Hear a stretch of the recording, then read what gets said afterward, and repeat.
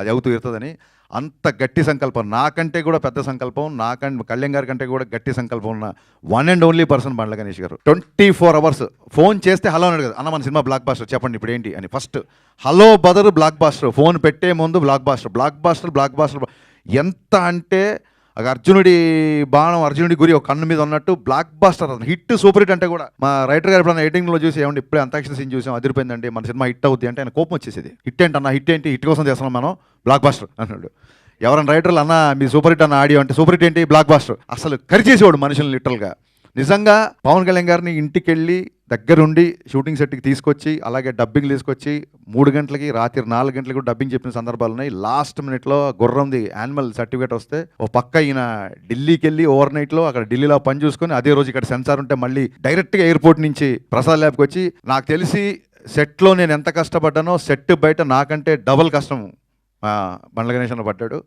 He deserves అనిపించింది. ఒక టైంలో ఈ వ్యక్తి ఇంత తపన పడుతున్నాడు కదా, నా కోసం కళ్యాణ్ గారి గురించే కాదు బండ్ల గణేష్ గారి కోసం గబ్బర్ సింగ్ బ్లాక్ బాస్టర్ అవ్వాలి అన్న ఒక ఫీలింగ్ యూనిట్లు అందరిలో క్రియేట్ చేశాడు. అలాగే నేను చాలాసార్లు చెప్పినట్టు మా కెమెరామెన్ విన్సెంట్ గారు ఎక్స్ట్రాడినరీ సపోర్ట్ చేశారు.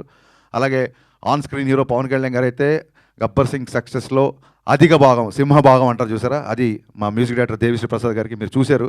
థియేటర్లో పాటలకి మొత్తం స్టేజ్ మీదకి ఎలా అయితే డ్యాన్స్లు వేశారో. ఈ సినిమా ఇందాక మా రమేష్ రెడ్డి గారు అన్నట్టు పుష్కరాలు 12 సంవత్సరాలకు వస్తాయి. ఈ గబ్బర్ సింగ్ సినిమా కూడా అంతే, ఇట్స్ ఎవర్ గ్రీన్ అండి. ఇప్పుడే కాదు మళ్ళీ 12 సంవత్సరాల తర్వాత కూడా 25 years యానివర్సరీ, బతికుంటే 50th యానివర్సరీ, ఇది ఇలాగా కంటిన్యూ అవుతుంటుందని నేను బలంగా నమ్ముతున్నా. ఈ సినిమా సక్సెస్ ఆయన ఎంత బలంగా కోరుకున్నారో, ఈ సక్సెస్ ఊహించిన మొదటి వ్యక్తి, ఈ సినిమా సక్సెస్ అవుతుంది ఊహించిన మొదటి వ్యక్తి పవన్ కళ్యాణ్ గారు. కరెక్ట్గా ఇంకొక 1 week రిలీజ్ అనగా డబ్బింగ్లో చిన్న చిన్న కరెక్షన్స్ ఏవో ఉంటే ఆ కరెక్షన్స్ చేసి ఆయన ఒక 2 సీన్లు చూపించమని 2 సీన్లు చూశారు. చూసి ఆయన డబ్బింగ్ రూమ్లో ఉన్నారు, నేను ఇంజనీర్ ఇటు పక్క ఉన్నాం, మధ్యలో గ్లాసు. ఆయన ఒకసారి హరీష్ నువ్వు లోపల రా అన్నారు. నేను లోపలికి వెళ్ళాను. లోపలికి వెళ్ళగానే నా ఫ్యాన్స్ చాలా రోజులు చేదైతే ఓరుకుంటున్నావు అది ఇవ్వబోతున్నావు నువ్వు, ఈ సినిమా నువ్వు ఊహించిన సక్సెస్ అవుతుంది, ఈ సినిమా తర్వాత చాలా జాగ్రత్తగా ఉండు, నువ్వు మామూలుగా చాలా స్పీడ్గా ఉంటావు బట్ అలాగే స్పీడ్గా ఉంటే ఈ సినిమా తర్వాత నువ్వు స్పీడ్గా ఉన్నావు అని నేను అపార్థం చేసుకునే అవకాశాలు చాలా ఉంటుంది, కాబట్టి నీ స్పీడ్ తగ్గించి చాలా జాగ్రత్తగా ఉండు, this is going to be blockbuster అని చెప్పి షేక్ హ్యాండ్ ఇచ్చి ఆయన అక్కడి నుంచి వెళ్ళిపోయారు.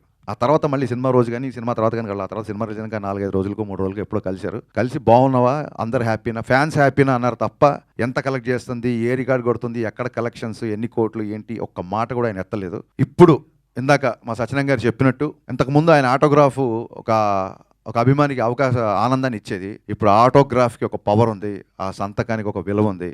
ఆ సంతకం కొంతమందికి కేవలం ఆనందమే కాదు కొన్ని జీవితాలు మార్చబోతుంది, కొంతమందికి జీవనోపాధి క్రియేట్ చేస్తుంది.